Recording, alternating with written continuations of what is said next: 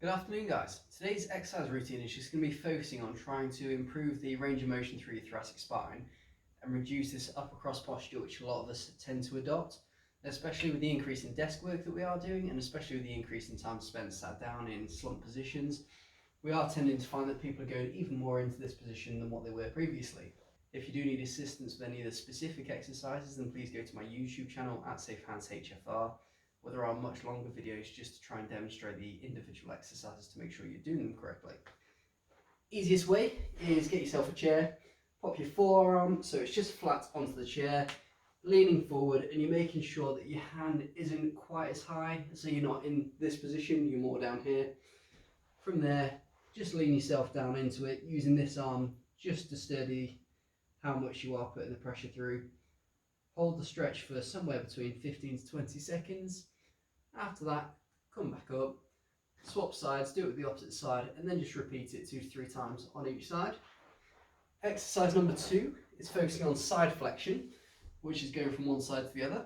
So nice and relaxed on a chair, keeping good posture. Focus on going down to one side until you feel like either something is pulling a little bit or pinching a little bit, and then come back upwards. Go down to the other side just till you hit the same point. Come back up and down again, and then back to normal and down again. Exercise number 3 is going to be an exercise called opening the book. So for this, you need either a towel, which you can roll up, or a foam roller, or some pillows. So bottom hip nice and flat, keep your spine nice and upright by going right onto the tip of your shoulder. Pop your top leg just onto the foam roller or onto a pillow. Have your hands in this nice position here so that they're together. And the exercise is just keeping your hand, keeping your bottom hip and keeping your knee in place. Open yourself up as far as you can that's comfortable. As soon as you feel anything starting to lift off, come back to normal. Go back around again. Make sure you follow your arm the entire way around. And repeat this 12 to 15 times on one side, and then turn around and do the same on the opposite side. Next exercise is thoracic extension, or the one I'm going to show you is the I surrender. For this one, again, roll yourself up a towel or use a foam roller. You're going to be placing it into different portions of your mid-back. So maybe start in the lower point and work upwards. 1 or 2 ways you can do this is start with just pop it into the position that you feel like you need to, and then just lean backwards into it. You may find that having a pillow underneath your head is just a bit more comfortable. If this doesn't feel like it's quite doing enough, what you're then going to use is start using your arms straight up above your head and over, back to normal. Repeat that 10 to 12 times. Move slightly further up so you're going to be articulating a different part of your spine.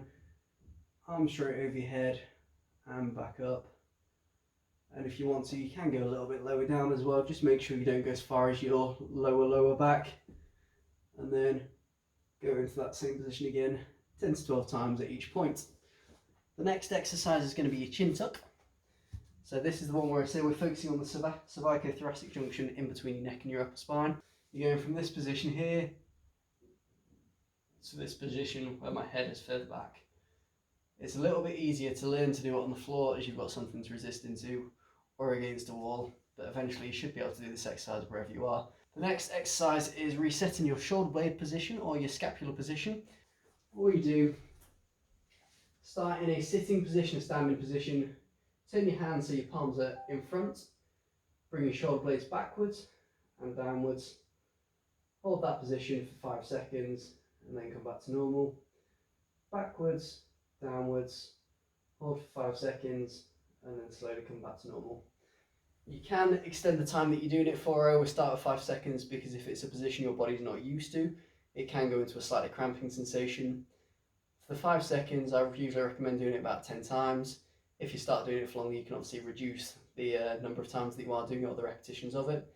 And then the final exercise, get yourself a tennis ball, a hockey ball, a spiky ball, a bigger spiky ball. You've got 2 options with this. First option is find this point that's a little bit uncomfortable in the muscle or the trigger point or the muscle knot, whatever you want to call it.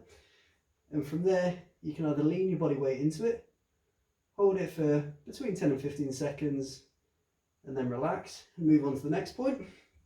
Or alternatively, do a bit of self-styled massage, so you can just roll across, or you can roll up and down if you've got fairly strong legs, but rolling across is usually much more comfortable. Do this for a minute or two and then relax and do it onto the opposite side if you do get problems with both sides. But that's just going to help to reduce some of that tension just in the shoulder blade area. Try and avoid putting it on the spine itself, onto the vertebrae. Try doing this once a day, twice a day, especially if you are spending more time sat down into this awkward position.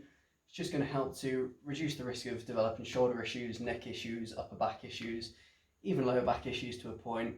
If you do have any questions, or if you do have any pre-existing issues, please do speak to a medical professional first, or send me a message, and I will just go through a bit of a differential with you to find out if these exercises are suitable. If you do develop any pain whilst doing them, again, do stop and go and visit a medical professional such as an osteopath, chiropractor, or physiotherapist.